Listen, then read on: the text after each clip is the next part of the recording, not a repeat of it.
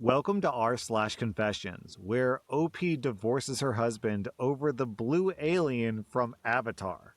Our next Reddit post is from Pumpkin Bubble. My husband is divorcing me over Jake Sully, and I don't care. That's right, folks, a fictional character who can't even breathe the air here on Earth.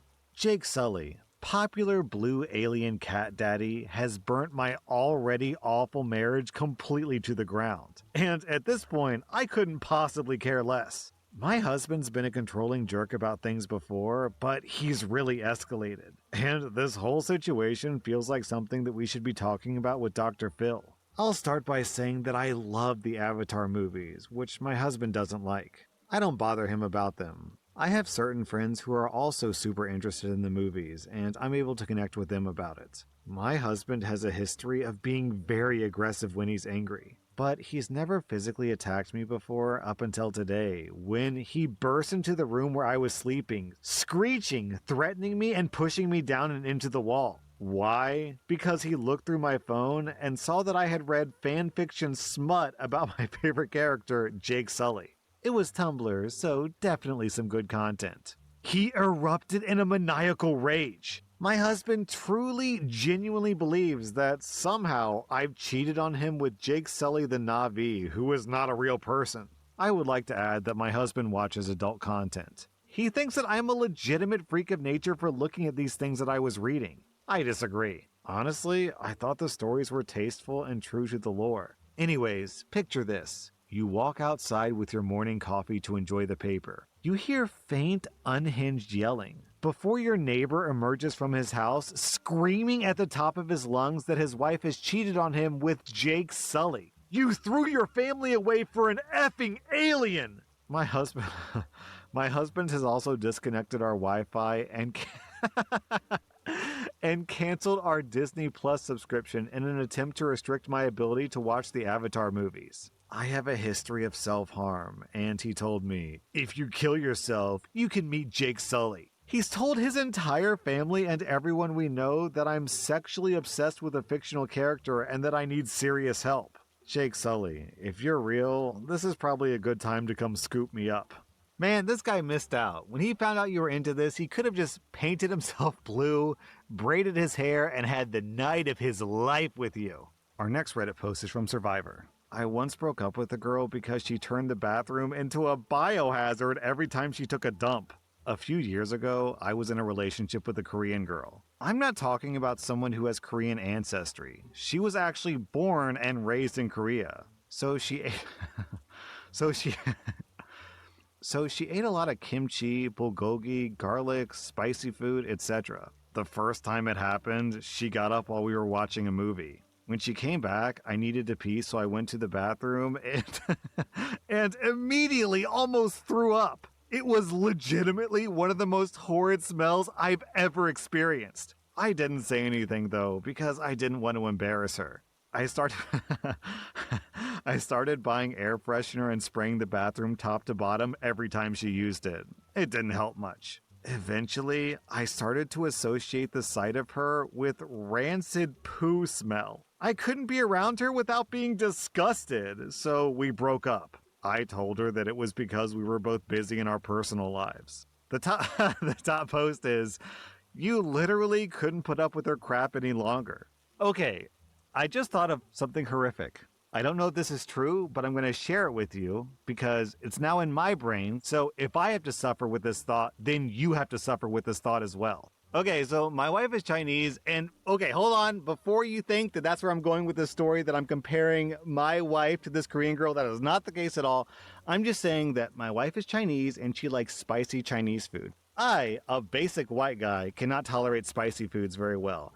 And sometimes when she's cooking really spicy foods in the kitchen, it basically maces the entire kitchen. Because I guess the smoke and the fumes carry the spicy particles throughout the kitchen. So I literally have to leave the kitchen because just being in there makes me cough, it makes my nose itch, and it makes my eyes water. So this story, OP mentioned that his Korean girlfriend really likes spicy food. Is it possible to eat so much spicy food that your farts also mace the air that you're in? Kind of like cooking spicy food in the kitchen. So you literally just let a couple ones rip, and then suddenly everyone in the room is crying and coughing because their eyes burned because you've literally maced everyone with your radioactive farts. Are there any spicy food lovers out there who can confirm or deny this? Is it possible to mace people with your butthole?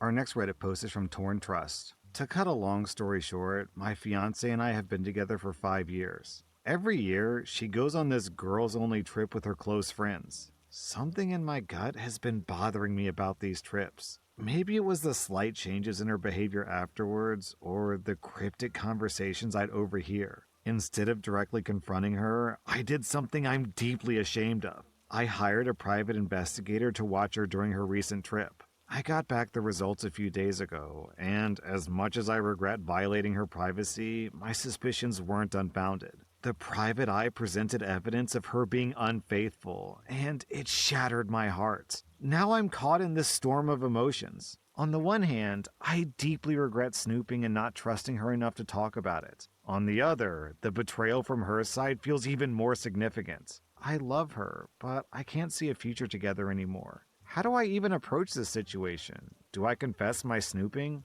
Or do I just end things without revealing the reason? Then, 1 week later, OP posted an update. When my fiance returned from her trip, I tried my best to handle things maturely. I gave her a chance to be honest, asking if there was anything she wanted to share about her trip. Instead of coming clean, she gaslit me, making me question my own perceptions and reality. With the evidence I had, I confronted her about the affair. She was taken aback and immediately asked how I knew. I told her the truth, that I hired a private investigator. I didn't want to falsely accuse any of her friends like some of you suggested, even though, honestly, part of me was tempted. She was furious. I've never seen her that angry in all our years together. Additionally, feeling that it was the right thing to do, I shared the evidence with one of her friend's boyfriends so that he could be informed and consider getting tested if necessary. It was clear to both of us that our relationship had reached a breaking point. We broke up right then. Despite it being my house that I paid for, I left and checked into a hotel, giving her space and asking her to pack her things and move out. We didn't communicate for a few days. When she finally reached out, she expressed a desire to talk and perhaps find a way to mend things. But the trust was broken, and I couldn't see a future for us, so I told her no. And now, the part that I didn't see coming, she's considering pursuing palimony payments. Wait, palimony? Is that a misspelling of alimony? I've never heard of palimony before. Oh gosh, I'm stupid. I went to Google to look up what palimony was, and OP explains it in literally the next sentence. For those unaware, palimony is financial support provided to a partner in a non-marital relationship after separation. I've been informed that, due to the relationship laws in our state, this could very well be a real concern. I've initiated the process of hiring a lawyer. During our relationship, I took on the majority of the financial responsibilities, including the mortgage. We had an unspoken understanding. My money is our money, and her money is her money, due to our significant income differential. I never thought that my generosity would come back to haunt me. Man, that is cold as ice. You're going to repeatedly cheat on a man, then when he confronts you, you're going to gaslight him, then you're going to try to take his money. OP, gosh, it goes without saying, marrying this woman would have been the worst decision you've ever made in your life. Even just dating her sounds like it's probably the worst decision you've ever made, but marrying her would have made it 10 times worse. Well, OP, I wouldn't be too worried about the palimony since you have rock-solid evidence that she's been screwing some other dude, so I think the courts are going to rule in your favor. Also, having never heard of palimony before in my life, this sounds stupid. You can date someone and then they're automatically entitled to your money? What? Our next Reddit post is from Owen Mulberry. Sorry, this title's so funny. I don't stop my dogs from having gay intercourse in my front lawn to piss off my pearl-clutching neighbors. I have 2 male pit bull mixes, and they're more or less in a gay relationship with each other. They passionately hug each other a lot. I tried to stop them at first, but they just keep going right to it, so I just gave up. Well, my neighbor came over once and complained about them passionately hugging in the front yard. She was very rude about it, and I don't like her or her husband anyway, so now I only put them in the front yard. And I'll also... And I'll also keep them from passionately hugging in the house if I can, so when they get out in the front yard, they do it even more. My neighbor's husband came over too and complained the other day. He's a preppy stuck-up dick. I told him it's a free country, and my gay dogs can passionately hug in the front yard if they want to. He didn't like that and said that he was going to call the cops. The cops never came, but my dogs still passionately hug in the yard, and sometimes I see my neighbors shut their blinds angrily while they do it. Lol. Opie Claire. This story is so funny to me. Opie clarifies, for those concerned about the dogs, believe me, they're fine. Yeah, it's weird and not something I'm fond of that they do, but even when I drag them off each other, they just go right back to it. I couldn't get them to stop for over a year of trying to correct it. They're both fixed. My wife thinks that they're gay. Honestly, I just think they're horny dogs. I think when one of them dies, the other is just going to start passionately hugging the couch the next day. Honestly, they're normal dogs, but they don't try to passionately hug other dogs, so I don't know exactly what they're thinking, I guess. Our next Reddit post is from Caught My Wife. I caught my wife posing naked and taking pictures of herself.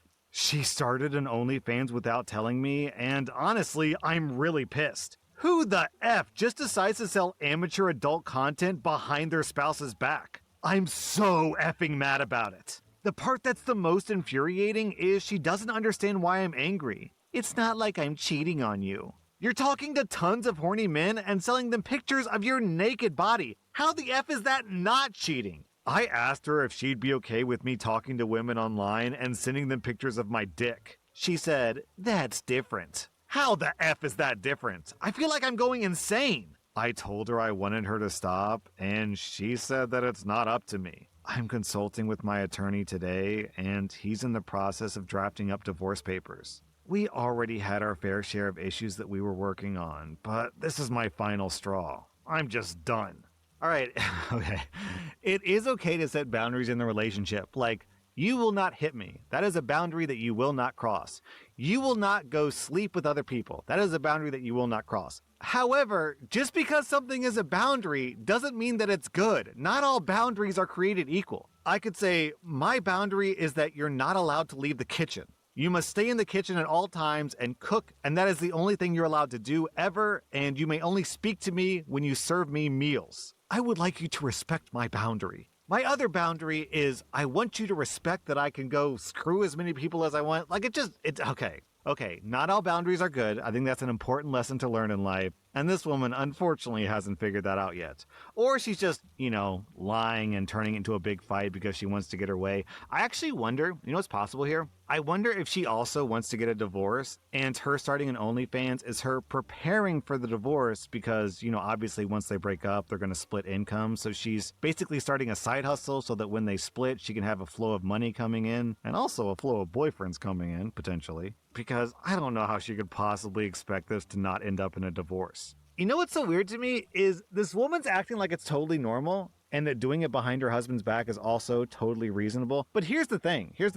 If you compare this to something completely innocent and harmless, like starting an online business, which is basically what OnlyFans is, how could you not share that with your partner? That's so interesting. Who's going to start an online business where they sell, candles or whatever, and literally just never mention it to their partner? And suddenly they start buying industrial grade candle making equipment and start shipping out thousands of boxes of candles and just do it secretly without ever mentioning it? Okay, obviously that's absurd. The reason why I'm pointing this out is because she knows what she's doing is wrong, and she's intentionally hiding it, because if it were any other normal situation where you start an online business, how could you not talk about it? I mean, unless one of the problems OP mentioned is that they never talk about their lives, and they're just basically roommates who occasionally pass each other in the hallway, maybe. Well, in any event, I guess this marriage is over. Our next Reddit post is from Gold Woodpecker. My husband and I have been together for 3 years, married for 2. I recently found out that he's been talking to and planning meetups with his ex behind my back. He tells me very little about his talks with her, if he tells me at all. I found out by accident, and now I check almost daily to see the extent of his conversations with her. He doesn't know that I know they're talking. I have screenshots and pictures of the conversation, which I plan to use when I leave. Father's Day is coming up, and I plan to make it the best he's ever had. Then leave the next day while he's at work. All of our family pictures will be replaced with photos of their conversations. A copy of the divorce papers will be on the coffee table, and I'll be long gone. I've busted my butt to help build a life that this man wants, and he goes behind my back and then lies to me about it. I'm done and I've had enough. Am I the butthole? Probably, but at this point, I don't care. That was r/confessions, and if you like this content, check out my podcast where I publish the exact same episodes. Also, hit that subscribe button because I put out new Reddit videos every single day.